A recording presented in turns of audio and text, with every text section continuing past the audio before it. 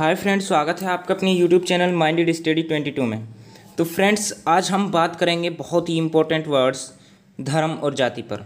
इस वीडियो के माध्यम से हम समझेंगे आखिरकार धर्म होता क्या है, और साथ ही साथ हम समझेंगे कि जाति क्या होती है और इन दोनों में डिफरेंस क्या है। हाँ, ये हम बिल्कुल बढ़िया तरीके से समझने वाले हैं। ठीक है, एग्जैक्ट अर्थ क्या है धर्म का। देखिए, धर्म और जाति वर्ड्स को जब हम देखते हैं या इनका नाम सुनते हैं तो हमको लगता है कि बड़ा आसान है, सुनने में बड़े आसान है, पढ़ने में भी बड़े आसान है, लेकिन इनको परिभाषित करना इतना आसान नहीं है, बहुत ही कठिन है। इनको एक्सप्लेन करना बहुत ही कठिन है।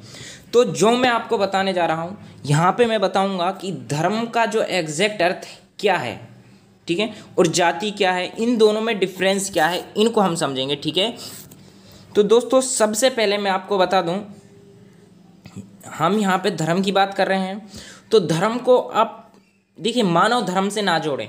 मानव धर्म का मतलब क्या है, मानव धर्म के बारे में मैं आपको बताऊंगा बाद में, लेकिन पहले जो हम धर्म के अर्थ की बात करते हैं तो आप इसको धर्म को मानव धर्म से ही ना जोड़ें, क्योंकि देखिए मानव धर्म मतलब इस्लाम धर्म, ठीक है, हिंदू धर्म, ईसाई धर्म, ठीक है, सिख धर्म। तो इस तरीके से धर्म को केवल इन्हीं धर्मों से ना जोड़ें। ठीक है, धर्म का शाब्दिक अर्थ क्या है वो मैं आपको बताता हूँ। धर्म का अर्थ है वो यहाँ पे समझ लो, उसके बाद बात करेंगे मानव धर्म क्या होता है। देखिए, धर्म शब्द का शाब्दिक अर्थ है धारण करने योग्य। धर्म जो शब्द का शाब्दिक अर्थ है वो है धारण करने योग्य। अब क्या धारण करने योग्य, यहाँ पे ये समझने वाली बात है। देखिए, किसी भी चीज के गुण, बात आती है कि क्या धारण करने योग्य। देखिए, धारण करने योग्य है यहाँ पे गुण। अब गुण क्या, अब देखिए समझें, बिल्कुल शांति से समझने की कोशिश करें। देखिए, प्रत्येक चीज़ का धर्म होता है। मान लीजिए अग्नि का अपना धर्म होता है, पानी का अपना धर्म होता है। ठीक है, प्रत्येक चीज़ का अपना धर्म होता है। जैसे कि पानी का धर्म क्या है, पानी का धर्म है बहना। अग्नि का धर्म क्या है, पास में आई हुई चीज़ को जलाना, ठीक है, प्रकाशित करना। ये सब क्या है, ये अग्नि का और पानी का धर्म है। और भी बहुत सारी वस्तुएं, प्रत्येक चीज़ का अपना धर्म है। ठीक है, तो इसी तरीके से जो अग्नि का धर्म क्या है, जलाना, ये इसका गुण भी है, ये इसका क्या है, गुण है। तो इस गुण को धारण करना ही क्या है, धर्म है। ठीक है, अब देखिए धर्म का जो शाब्दिक अर्थ है वो तो आप समझ चुके हो। अब हम बात करते हैं मानव धर्म की, कि मानव धर्म क्या है। यहाँ पे मानव धर्म समझना पड़ेगा। देखिए, कॉमन वर्ड है, यानी जो ये कॉमन वर्ड है धर्म, इसका अर्थ तो आप समझ चुके हो कि शाब्दिक अर्थ धारण करने योग्य है। क्या धारण करने योग्य है, वो गुण है। ठीक है, गुण को भी आप इससे रिलेट कर सकते हो। अब जो हम बात कर रहे हैं वो मानव धर्म की कर रहे हैं। देखिए, मानव धर्म की कोई एक परिभाषा नहीं है। मानव धर्म मतलब इस्लाम धर्म, सिख धर्म, हिंदू धर्म, ठीक है, और भी बहुत सारे धर्म हैं। ठीक है, तो मानव धर्म की कोई एक परिभाषा नहीं है, कोई एक अर्थ नहीं है। ठीक है, प्रत्येक धर्म ने, धार्मिक ग्रंथ ने इसको, अपने धर्म को अपने अपने अनुसार परिभाषित किया है। ठीक है, तो अब देखिए यहाँ पे समझे, मानव धर्म में जो कॉमन चीज़ है, जो कॉमन वर्ड है, जिसको हम बोल सकते हैं धर्म का गुण, मानव धर्म का गुण जिसको धारण करना चाहिए, वो क्या है, वो है, हिंदी में यदि हम उसके लिए वर्ड यूज करें तो वो है नैतिकता। ठीक है, वो क्या है, नैतिकता।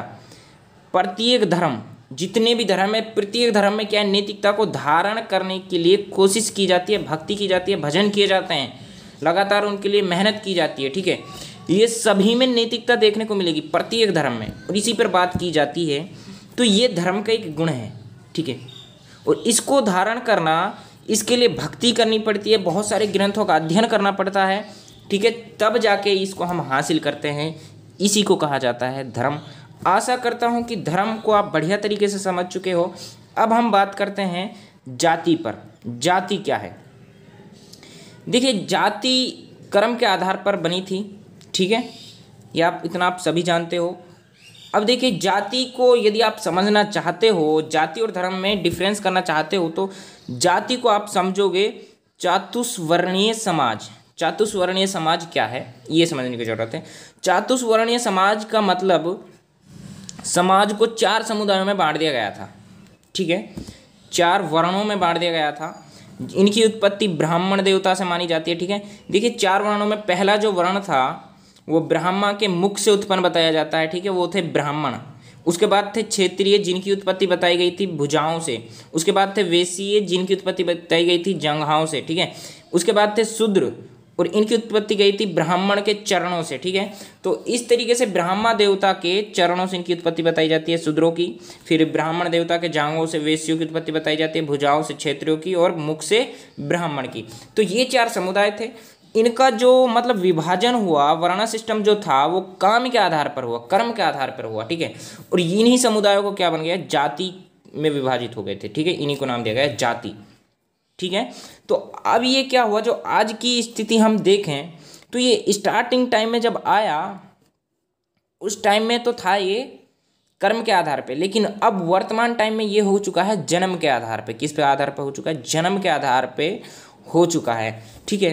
तो ये था जाति और धर्म में अंतर, ठीक है। इसका जो शाब्दिक अर्थ है वो धारण करने योग्य है, ठीक है।